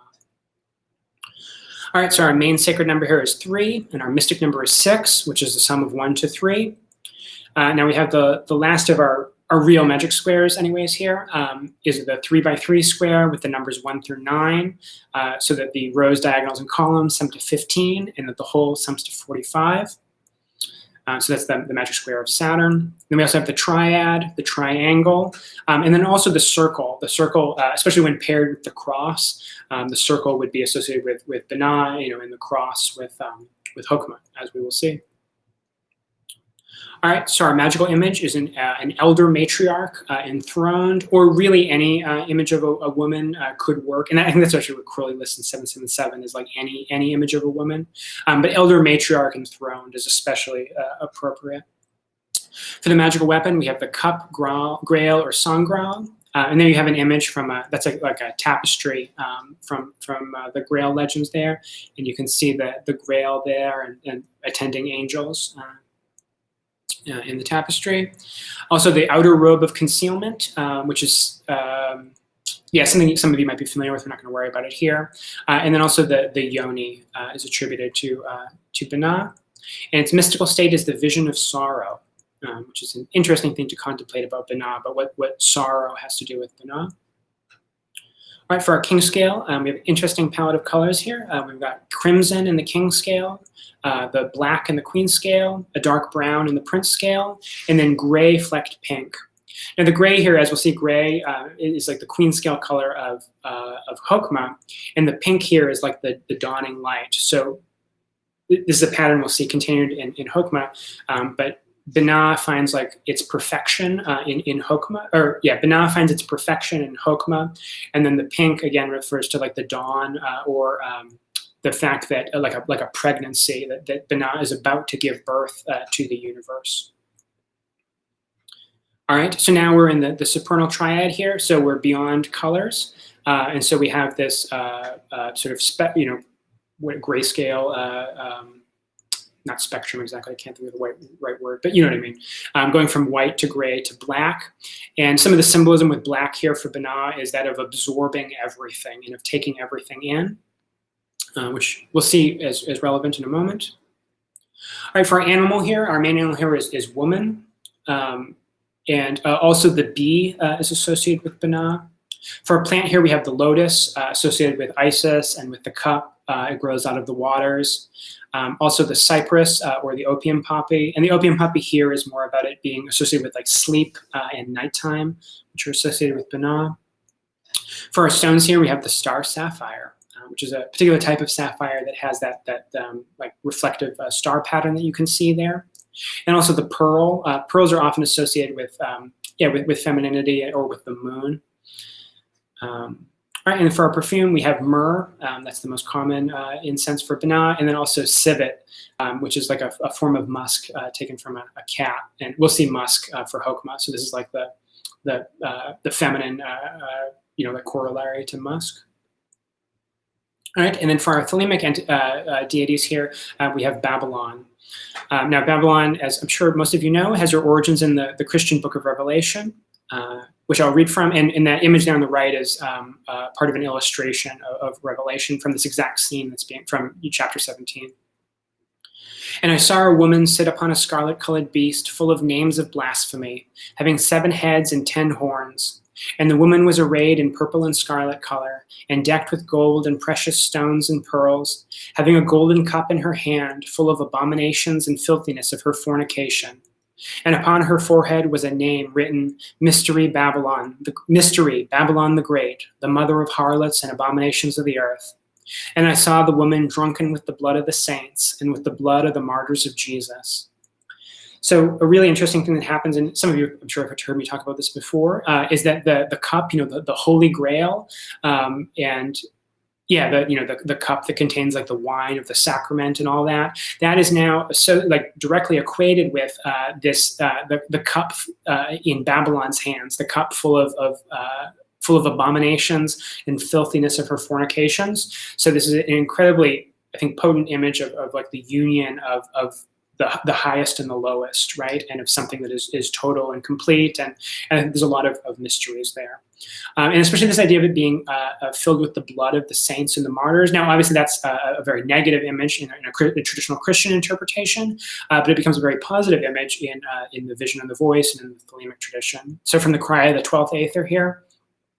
Now, this is before Crowley gets the corrected spelling of the name Babylon, so you can still he's still using the older spelling in the Cry of the 12th Aether. He doesn't get the correct spelling until the end of the 10th Aether.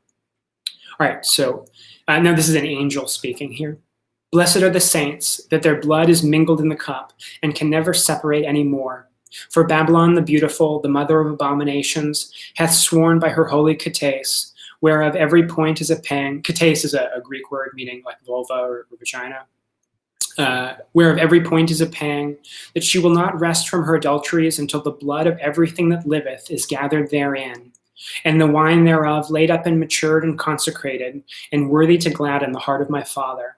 So now the blood in her cup is like the blood of all life itself, and especially like the blood of the adepts who cross their abyss. They pour out their blood into her cup as a kind of ultimate act of devotion, both to the divine and to all life and to all living things, and to the entire like unfolding life process.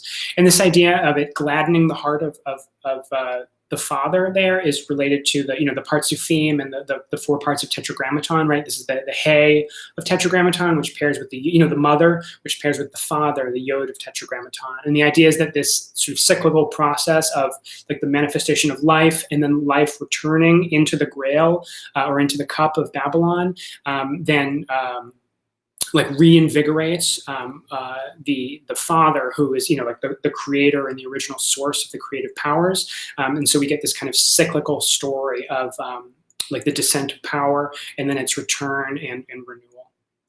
And there's way more there that we don't have time to get into, but that's a glimpse of Binah. And now Chokmah. One other thing worth saying about the supernals is that Crowley always talks about the idea that in the supernal triad, nothing is true unless it also contains its own opposite. So that's something to keep in mind with these upper spheres, that the idea of opposites and of united opposites or things that contain their own opposites is an important theme. All right, so this is Chokmah, wisdom. On the Pillar of Mercy, again on the second plane down, just below the top, and in the supernal triad, now where Binah is the root of water, Chokmah is the root of fire. In the cosmology, it's the sphere of the fixed stars or the sphere of the zodiac, as we've been talking about. And in the secondary solar kind of imagery, where Chokmah is like the supernal sun that pairs with the supernal moon of Binah. And there's also some mercurial symbolism associated with Chokmah that's very interesting. And yeah, we'll see that a little bit as we go on. Let's see. So for the Tetragrammaton, this is the Yod of Tetragrammaton now. So this is the Father. The part of the soul here, we're now in the subdivisions of Neshama. And so this is Kia, the divine, the pure life source itself. And also the true will is very much associated with the Kia. All right, in the body, it's the left side of the head, and its virtue is devotion. Now, some of its associations I've got here that is important to understand, and this pairs with like Binah as the cosmic womb, is of the logos, the creative word. Well, logos is the kind of history of what the word logos means is a really, really interesting topic. But yeah, the idea of like a creative word or thing that's like structures all of existence, or the seed that unpacks itself into all of existence, is associated with the idea of the logos. Also, the phallos, the sort of the divine masculine generative power, and also the seed. And again, it's worth thinking about seed and as like fertilized embryo rather than just the male gamete. Yeah, I'm not going to get into that here, but it's worth contemplating. And then also the true will. And then some of these ideas are brought together in this quote from Liber 60. I wrote Liber 65 there. It's actually Liber 66. My bad. Yeah. So, thou shalt scream with the joy and the pain and the fear and the love, so that the logos of a new God leaps out among the stars. There shall be no sound heard, but this thy lion roar of rapture. Yea, this thy lion roar of rapture. So we now have the images of, there's obviously like ejaculatory and orgasmic symbolism happening here, and that's being associated with like the issuing forth of the logos, of the divine creative power. All right, and then for our second path of wisdom, the second path is that of the illuminating intelligence. It is the crown of creation, the splendor of the unity, equaling it, and it is exalted above every head and named by the Kabbalists the second glory. All right, our divine name is Yah, which is just a divine name. Our archangel here is Ratziel, which means something like God's secret. Our angelic choir is the Ophanim, the wheels, from the vision of Ezekiel. Our heaven of Messiah is Masloth, which I always thought would be a great name for a metal band, Masloth. I don't know, it sounds good. This is the sphere of the zodiac or of the fixed stars. All right, so we have two gods here, both creator gods, or these gods in particular as creators, as I mentioned a little bit earlier with Thoth. So this is Amun as a creator god, and he is like the prime creator god in some versions of the Egyptian cosmology. And then Thoth, who is treated as a creator in especially like in associated with words and with magic, and as the inventor of language, and then also as the creator of the universe, is perfect for Chokmah, and that's especially at his like cult center at Hermopolis. All right, so our number is 2, and our mystic number is 3, which is the sum of 1 to 2.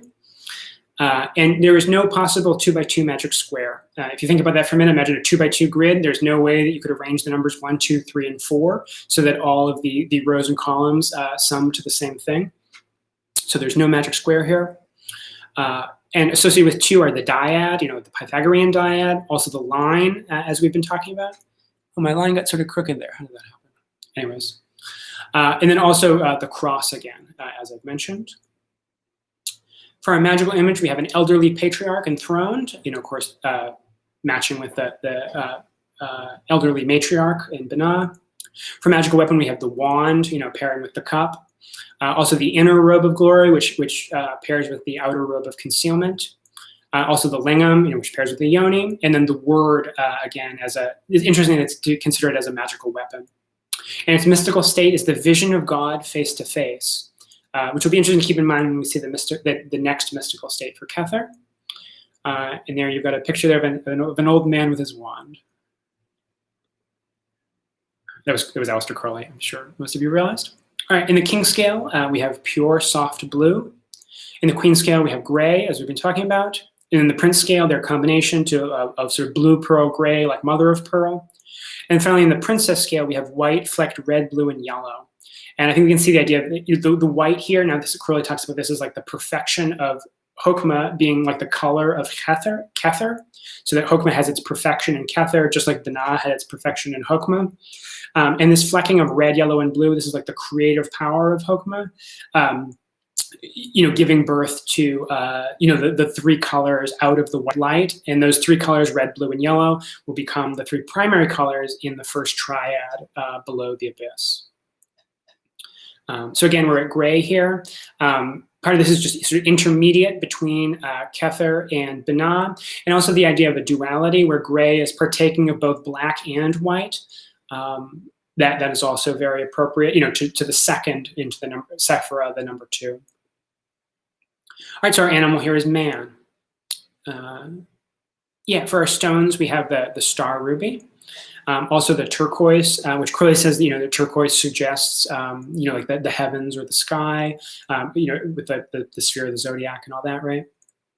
For a plant, we have amaranth, which there's a few different versions, or a number of different species of amaranth. Some of them are edible, there's a grain, but it's also often just a flower. And those flowers, when dried, last for a very long time.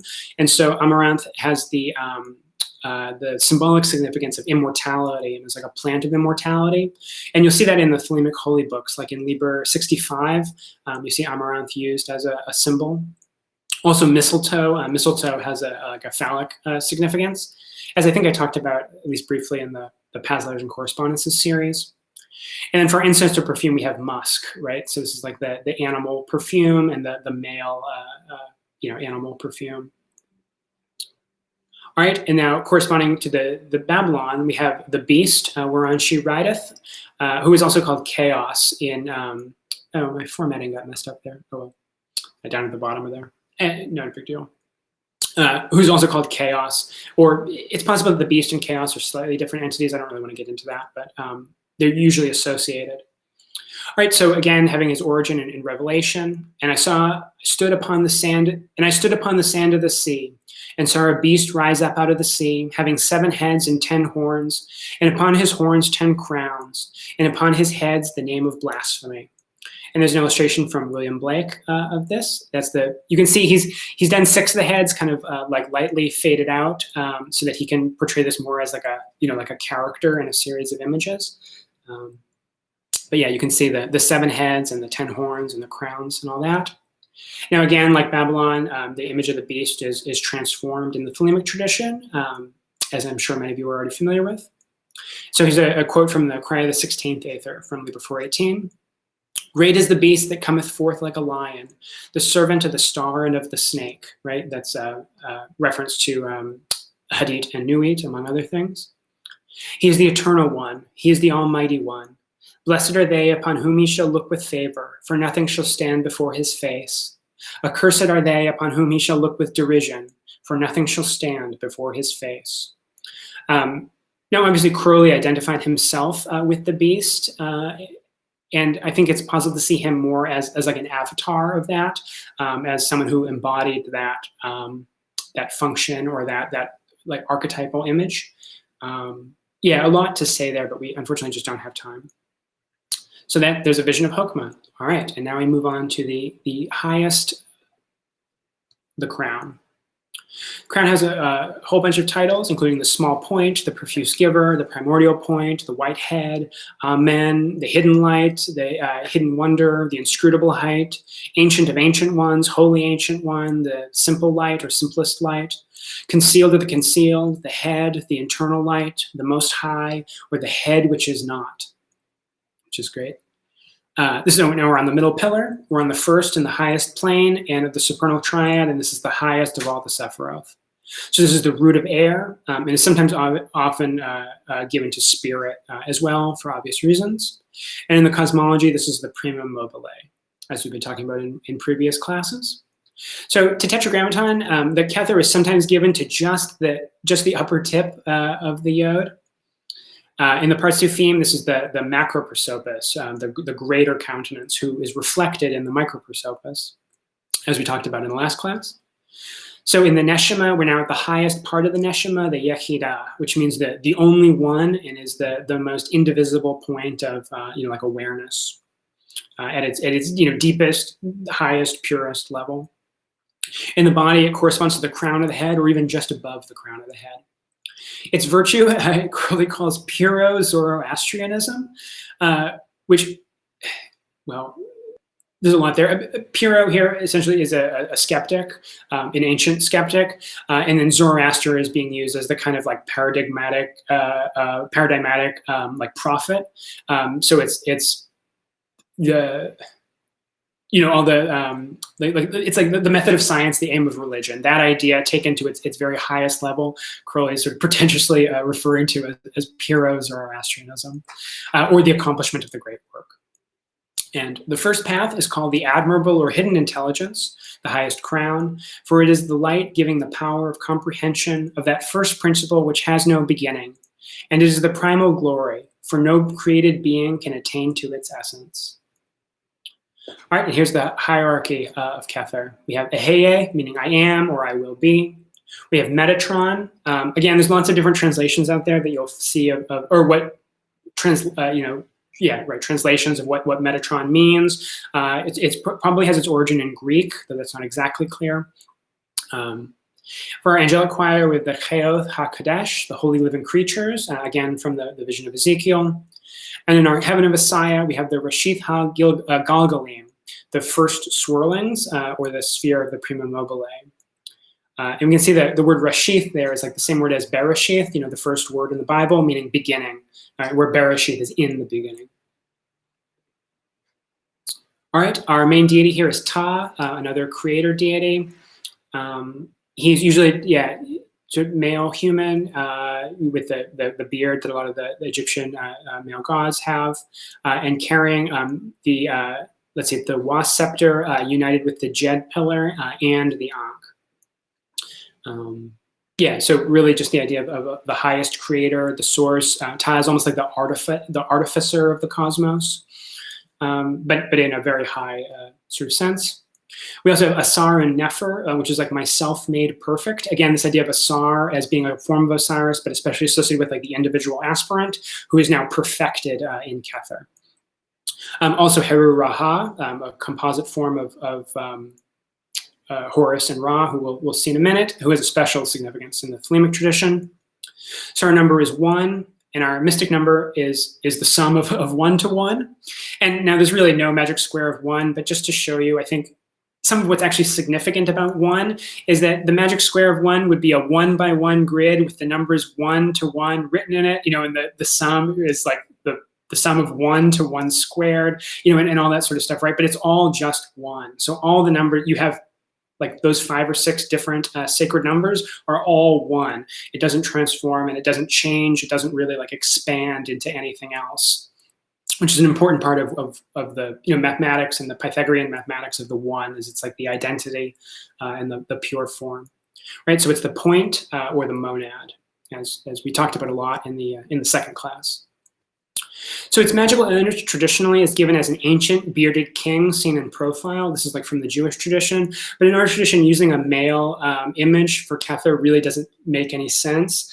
So as an alternative that's been suggested, Jim Eshelman talks about this, and I've heard others use it as well, is using white brilliance as an alternative magical image that works very nicely and doesn't have the kind of patriarchal trouble that the ancient bearded king seen in profile has.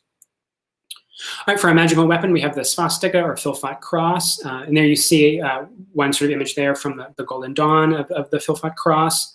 It's definitely associated, the 4 arms are attributed to the elements, and in the center to the sun. And the whirling of this cross is associated with the Rashith HaGilgalim, the first swirlings, and especially also the beginning of like the manifest cosmos and the spiral galaxies and all that sort of stuff is associated with Rashith HaGilgalim and with the Philpot cross. And also the crown there, at the very top of a famous image of Crowley that I'm sure a lot of you have seen, wearing a crown. And why that magical weapon is there is quite obvious. Also the lamp, the flame of the lamp as like the eternal flame, the highest. And then, and that which sheds light, that's which gives light to everything else. And for our mystical state, we have union with God. So we're with Chokmah, it was like the vision of God face to face. Now we have the union with God. All right, so for our color scales, now there's no way to actually distinguish these on the screen, but in visualization, you would want to distinguish between like a pure colorless brilliance and then the white brilliance of the queen scale. So really the king scale color is beyond even the color white, and you can also visualize it as like a hyper white brilliance, like burning magnesium or something. All right, and then in Isaiah, in the princess scale, we have white flecked with gold. Hank, stop it. Bad cat behavior today. What else is new? All right, let's finish this up real quick. We're already 20 minutes over. Sorry, everybody. So now, obviously, we're at white at the highest color in the queen scale. And remember also that white is the color that contains all the other colors. And so you think about like passing white through a prism, pass that one undifferentiated source through a prism, and then you get the multiplicity of the manifest cosmos and the manifest world. All right, the animal here is God, which I really like God as an animal. Yeah. Also the swan or the hawk especially because of Rahur Queet, who we'll talk about in a moment. Our stone here is diamond. That should be very obvious and intuitive. Also the almond and flower, which is associated with Aaron's rod, which has a technical Qabalistic significance for the middle pillar. And that's something we talked about associated with spirit in the past letters and correspondence class. For incense or perfume, we have ambergris, which is a kind of waxy whale vomit that is actually now illegal in most countries. So it's worth thinking about potential alternatives for Kether. You could even have the idea of like I was thinking about this recently, that you could almost have the idea of no incense, or like the perfume of Kether is like the smell of no perfume or something maybe. But I don't know. Yeah, I don't have any other good alternatives for Kether. Ambergris is used in perfumes. It's often in addition to other perfumes, but in and of itself, it has very little scent. And yeah, because of restrictions on whaling, it's now difficult to get. Even if you wanted to, I wouldn't even want to buy any. But anyways, all right. So now from the cry of the first Aether, we have the vision of. Now we had the mother, the father, the son, and the daughter. We've seen that attributed to the Tetragrammaton and to the Partsufim and arranged on the tree. But now in the vision and the voice and in the Flumic tradition, you have another like Partsuf, another like person or visage that is even higher than the mother or the father. And this is revealed in the cry of Curly's vision of the first Aether. So I'll just read, the whole thing is really, really worth reading, but I'll just read a few like quotes that I've pulled out there. And so this is Curly's vision of the person or like visage of Kether. It is a little child covered with lilies and roses. He is supported by countless myriads of archangels. The archangels are all the same colorless brilliance, and every one of them is blind. And on his forehead and on his heart and in his hand is the secret sigil of the beast. And of all of this, the glory is so great that all the spiritual senses fail, and their reflections in the body fail. And now later, there's a song like sung by the child. I am the child of all, who am the father of all. For from me come forth all things that I might be. I am the fountain in the snows, and I am the eternal sea. I am the lover, and I am the beloved, and I am the first fruits of their love. I am the first faint shuddering of the light, and I am the loom wherein night weaveth her impenetrable veil. There is nothing that I have not trampled beneath my feet. There is nothing that I have not set a garland on my brow.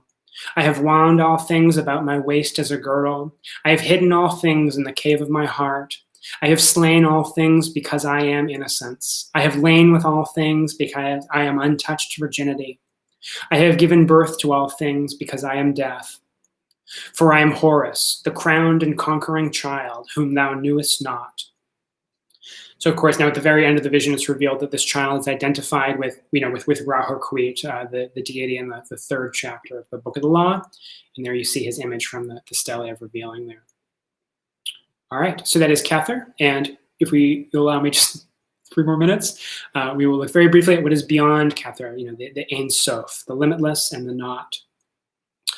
So as we talked about before, we have the 3 levels of the Ain Soph. We have the Ain, the not or nothing, Ain Soph, the unlimited or the infinite, and then the Ain Soph or the limitless light. In the cosmology, this is something like the primordial existence or non-existence, or that which is beyond existence and non-existence, and also to transcendental truth, to the idea that no matter how good our correspondences and our mystic systems and our philosophies, they can never really capture the absolute truth. And so you can think of Ain Soph as being like the inherent limitation of all systems built into the system itself, which I think is a very powerful thing. In the Partsufim, it's sometimes associated with the Holy Ancient One or the Ancient of Days, and it's associated with the Godhead itself, and also the divinity of negative theology. The God about whom nothing can be stated. Anything that you could say about this divinity is false, including that that I just said, right? All right, so mathematically, it's associated with both 0 and with infinity. Numbers we've talked about a little bit already. Things that are both very difficult for the Greeks to deal with, right? And things that are beyond or outside of what we normally think of as numbers, right? So we have the 0, a kind of thing which is nothing, and then also infinity, a kind of thing which is infinitely large, which has no end. And if you know anything about the mathematics of infinity, there's all kinds of really bizarre like paradoxes about the different orders of infinity, and infinities that are infinitely larger than other infinities, and all that. So you have these two extremes that go beyond at least the sort of intuitive like human world. There is no magical image for Ain Soph. Correlate says that there's no magical weapon can be attributed here since they are all positive. The reduction of the positive to zero is the goal of magical work. And then our mystical state is the supreme attainment, the vision of no difference. And you might think of that quote from the Book of the Law about, let there be no difference made among you between any one thing and any other thing. All right, and then in the Book of the Law here, this is the Stele of Revealing here, where we see, Nuit in the top, and then Hadit, and then Rahor Kuit, and I assume you're all basically familiar with this setup. Now, in the top box there, we have two quotes from the first chapter from Nuit, both referencing these ideas of infinite and nothingness. So we have, since I am infinite space and the infinite stars thereof, do ye also thus. By nothing. Oh, I had the quote here. Let there be no difference made among you between any one thing and any other thing, for thereby there cometh hurt. And then the priest who's speaking to Nuit in chapter 1 says, O Nuit, continuous one of heaven, let it be ever thus, that men speak not of thee as one, but as none, and let them speak not of thee at all, since thou art continuous. And then in chapter 2, we have the god Hadit saying, for I am perfect, being not. And then also we have the kind of concealed fourth deity from the Book of the Law, who is Harpocrates, Horus as a child. And there you see him in his kind of semi-invisible form from the Aeon card in the tarot, who's often depicted as a babe in an egg. And in chapter 2, we read, this is of the four. There is a fifth who is invisible, and therein am I as a babe in an egg. So yeah, Harpocrates is Horus as a child, and also the god of silence. And so especially as the god of silence, and maybe also connecting to some of that vision that we saw in the last Aether there, he is very appropriate for the Ain Soph. All right, so that's the Ain Soph. So that basically brings us to the end here. For the next 2 weeks, my suggested practices are just to continue reviewing, practicing, and memorizing everything from the previous weeks, all the other suggestions, revisiting things that maybe you haven't looked at in a few weeks, and getting up to speed with all that, and continuing to draw like tree of life diagrams and labeling them in different ways and finding kind of new and creative ways to label them is a really important work. And I also want to suggest a magical practice where you could choose one Sephiroth per session, and then you could prepare things like images, incense, colored cloths, plants, other correspondences, like all the correspondences we've been choosing today. So you want to open and close with like the lesser banishing ritual, the pentagram, and then a very simple procedure which you could elaborate, as much as you want. You could intone, the hierarchy for each Sephiroth that we saw, and then just meditate either on the corresponding magical image, on the corresponding Egyptian or Thelemic deity, or on the divine name.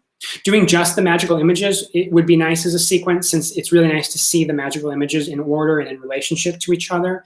Though, yeah, you could also use the Egyptian or Thelemic deities, or just meditate on the divine name itself. You could use the divine name as like a mantra or something like that. But just a really basic, simple way of starting to magically investigate the Sephiroth and to employ some of these correspondences actually in practice. All right, so we're now at almost 2 hours. So thank you all for bearing with me. I appreciate it, and I hope that was worth it. As always, if anybody has any comments or questions, I'm happy to hang out, but you may want to get out of here. For more info about our work, visit tots.org/FAQ and check out information about both our academic and initiatory tracks. There's my email address if you want to contact me or be added to our public Google group.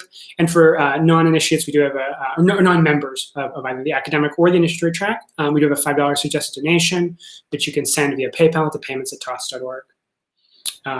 Yeah, and I'll make these slides available. I'll put them up on the forum. We'll get the video up on YouTube in a few days for everybody. And anyone who doesn't have access to the forum who would like a copy of the slides, like as a PDF, feel free to email me and I can send it to you. Or I'll probably send you a link, actually. I think it's like 45 megabytes with all the images in there. But yeah. All right. Yeah, thanks, everybody.